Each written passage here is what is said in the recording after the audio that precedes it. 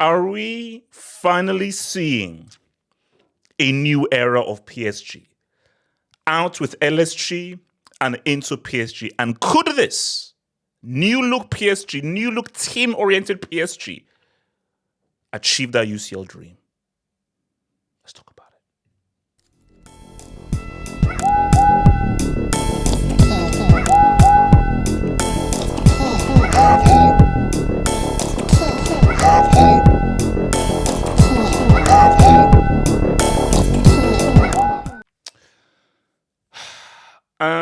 I want to just start with a quote. Start with Luis Enrique. This is just the beginning. It's just the beginning. Our mentality is to be better. We showed our strong personality, our character, and we'll play our brand of football no matter what pitch we're on. That's very clear. I want to go back to that. I'm very happy and don't know what to say. Proud of this great team. I didn't think PSG could. I didn't think PSG were going to do it. PSG were very capable of beating Liverpool. I just didn't think that they would, especially after losing the home tie 1-0. Because Liverpool have arguably been the best team in Europe. It's either been them or Barcelona. So to go 1-0 down against a team that is seen to be much better than you, and to go into their crib and keep a clean sheet against them and score against them on their fortress, and then go ahead and then beat them on penalties, therefore knocking them out. This is a statement, and I'm going to go one step further. I think I said it on the thumbnail. This is PSG's biggest, most important victory throughout this entire project. Ever since this, just think about it. People say, whoa, but think about it. Ever since Ibrahimovic was brought in to start this whole project, and just look at what they've done, this is their biggest win. Because it's one of the favorites. It is a team who have won several European Cups, and it's a team who are the best team in the Premier League, and a team who people thought were the favorites. Oh, and they also had a player that people had as a Ballon d'Or frontrunner. We'll get there. So when you just put all those things into account, this has to be one of... this is their most important victory. By far, 100%. This is the most important victory, hands down. And it is the biggest statement that they've made, because just think about it, when they made that UCL final, who did they beat? Atalanta, Red Bull Leipzig. Come on, bro. And then they faced a Bayern, they lost. And ever since they were going through, anytime they faced a real team, it beats a Real Madrid, a Barcelona, a whomsoever, they came up short. So for them to claim this win against a team who finished top of that UCL league table with a Mo Salah, with a Van Dijk, and the second leg being at their crib, this is a monumental victory for PSG. And it is a monumental victory for this club. And I think that's that's the key thing there.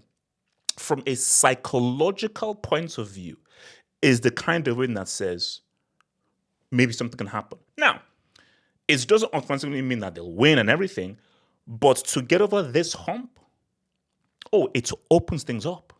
It opens things up for PSG. Of course, Villa and Emery will not be easy. And if they get through Villa and Emery, which won't be easy, the semi-final is going to be an even greater test. If they get through that, the final, whoever they face last is going to be the ultimate test. But for this group to do what they did, specifically the way they play, that's the key thing. What's both impressed me and shocked me was their performance in second half extra time. That's what impressed me and shocked me. I was like, whoa, these guys are really trying to win this. And if there's a team that wants to win this game more, it's PSG in second half extra time at Anfield. And you're going to credit Enrique, because I'm maybe revising my view, and maybe I need to go and watch the clips again, like on YouTube. But the narrative was, MSN gave him that treble. Yeah, just pump the ball up to MSN, they'll figure it out. So Enrique just had to be a mannequin while MSN just did everything. But then when people now look at what Enrique has done, what he did with Spain at those Euros, and what he's doing with this PSG team with no superstar, it's like, MSN was key, But you still have to create a system. You still have to create a functioning system that utilizes MSN. You still have to coach the defense, the midfield. You still have to coach a team with the ball, specifically a team without the ball. So what we're now seeing from Luis Enrique is that this guy is a good coach. Now, I do have my issues in terms of the small ball and playing his way, and which is where I go back to that comment he made, where no matter what, we're going to play our game. And I do feel, because I'm one of those guys where my philosophy is you've got to be a bit of a chameleon. And yes, have a general philosophy, but you should be able to be malleable and to readjust and have like a plan C, a plan D. But it is what it is. He has a plan A. He's sticking to his plan A, and he's sticking to how these guys are playing, which is keep the ball on the ground, nice shots moving, small ball, and try to create space by quick shots, intricate passes. It's cool. It's very good to watch. Like, let me, even if I still think that they should get a striker, they should get a big man offense, and they can be a bit much more vertical and a bit more old school, I can't lie, it's good to watch. And in both of those legs, especially with the better team. So Liverpool can't feel aggrieved, or like Liverpool can't say that, oh, the better team went out. If you look at the overall play over the two legs, PSG with the better team. Because PSG dominated that first leg. And if not for Alisson, they would have won that first leg. And in the second leg, it was 50-50, where it ebbed and flowed. And PSG finished the stronger. So overall, mathematically, PSG with the better team over two legs. And that's just down to Enrique's coaching. And speaking of his coaching, this was always my fear, which is what makes this victory so key. I always felt that PSG, you need a superstar. You need that guy. You need a world-class superstar. There be an Ibra, an Mbappe, a Neymar. Because it's very difficult to win a Champions League without a superstar. Yes, we saw that with Chelsea in 2021, but they had a guy who is a master at knockout football. And as good as Luis Enrique is not as good as Tuchel in terms of just knowing how to play knockouts football and how to strategically prepare for knockouts football. So the notion was, look, man, okay, Liverpool have Salah. Who do you have? And without that superstar, what can you guys do? So the thing was, okay, fine, it's a really good team, a talented team, a young team, and maybe the cohesiveness can work well. And because it's like it's a two flex. So let me give you the one flex, and I'll give you the second flex. So the one flex is we don't have to look to a superstar, no egos, no prima donnas. Everybody works hard. Nobody is better than everyone. Everyone comes on an equal footing because let's be real, Neymar was bigger than the club. Neymar was bigger than the manager. And that was the issue that Emery had with Neymar. Let's be real, Mbappe was bigger than PSG. Let's be real, Messi was bigger than PSG. Let's be real, Ibrahimovic was bigger than PSG. So this whole direction is, okay, no more superstar stuff. We're a team. First and foremost, we're a team. So that's the one flex. Maybe this whole team ethos, without the ego-led, egomaniacal superstar, can be better. But then there's a second flex.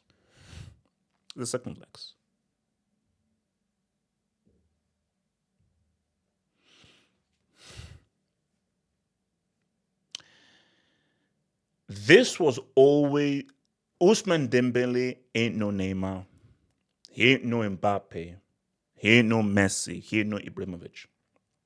But he's a very talented player. And my thing is, just a team without that guy, it's going to be very hard to win a Champions League. So even if I don't feel they have a world-class superstar to the likes of a Messi, Neymar, Mbappe, Ibrahimovic, if you had to pick this is our guy that we'll look to try to say what's up, it's Dembele. Dembele plays well and plays at a high level, they can win this thing. Simple as that. If Dembele plays at his highest level, optimum level, PSG can win this Champions League. But that is a massive if. Because do we get the Ous or do we get Dembele? For a long while, we got more Dembele than the US. But for this year in 2025, specifically in this Champions League, the US has arisen. And the US has entered the chat. So, and he's going to be very key because, and what makes this perfect is, he is the guy for this team. He is the superstar for this team. But he doesn't have the kind of cachet or ego that Neymar and Mbappe had. Because in Neymar and Mbappe, they were very aware. Mbappe, I'm a World Cup winner. Neymar, I am a treble winner. And I'm Neymar. I know what I mean to football. Ibrahimovic, I'm coming in with so much already into here. Messi, nothing needs to even be said. But for Dembele, I've got none of that. So he doesn't have the cachet to really move and have the ego that Mbappe had, that Neymar had. So it's perfect. But even though he doesn't have the ego, he does have the talent. And I always said that pure talent, for pure raw talent, I always felt he was more talented than Mbappe. Just for raw talent. Now, you can have the raw talents. Can you extract it and manifest it into being effective? That's another thing, But there's a narrative brewing. Because with Salah out, tricky. There's another narrative brewing. And you guys are thinking, where I'm going with this. We can't hide. Like Thanos said, hide from it, dread it. It's inevitable. We can't run from it.